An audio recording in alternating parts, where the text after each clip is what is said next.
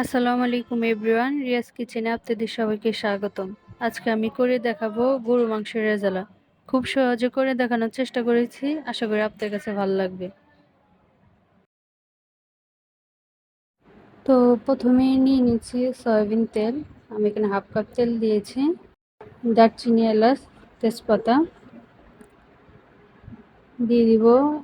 পেঁয়াজ কুচি, আমি এখানে 1 কাপ পেঁয়াজ কুচি ব্যবহার করেছি 1 কেজি গরু মাংসের জন্য। ভালো করে পেঁয়াজটাকে ভেজে নিব। ভেজে নেওয়া হয়ে গেছে, পর্যায়ে দিয়ে দিব 2 চামচ আদা রসুন বাটা। আদা রসুনটাকে দিয়ে ভালো করে একটু মিশিয়ে নিব। মিশিয়ে নেওয়া হয়ে গেছে, এখন দিয়ে দিব গরু মাংস। আমি এখানে 1 কেজি গরু মাংস নিয়েছি। গরু মাংসটাকে দিয়ে ভালো করে মিশিয়ে নিব। মিশিয়ে নেওয়া হয়ে গেলে এখন দিয়ে দিব 1 চামচ ধনিয়া গুঁড়া, 1 চামচ রাঁধুনি মাংসের মশলা, 1 চামচ গরম মশলা, আর দিয়ে দিব 1 চামচ লাল মরিচের গুঁড়া। দিয়ে ভালো করে মিশিয়ে নিব। মিশিয়ে নেওয়া হয়ে গেছে, এ পর্যায়ে আমি ঢাকা দিয়ে রাখবো 5 মিনিটের জন্য। 5 মিনিট পর ঢাকাটা উঠিয়ে আবার ভালো করে মিশিয়ে নিব।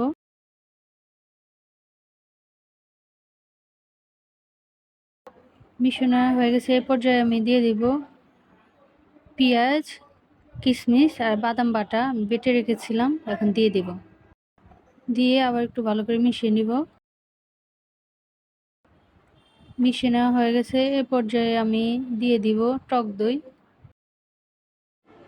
ভালো করে মিশিয়ে নিব।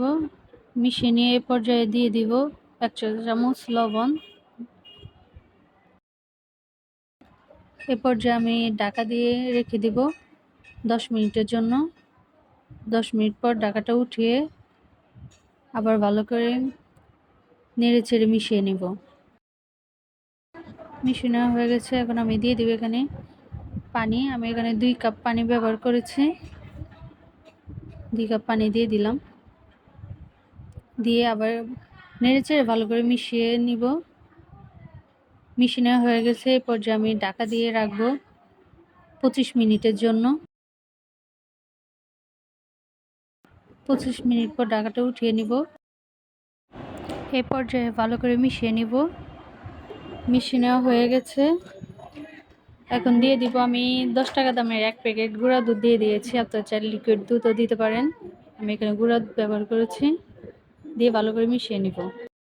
মিশিয়ে নেওয়া হয়ে গেছে, এ পর্যায়ে আমি দিয়ে দিব পেঁয়াজ বেরেস্তাটা দিয়ে একটু মিশিয়ে নিব। মাংসটা রান্না করা হয়ে গেছে। ঠান্ডা করার পর আমি এখন পরিবেশন করে নিব।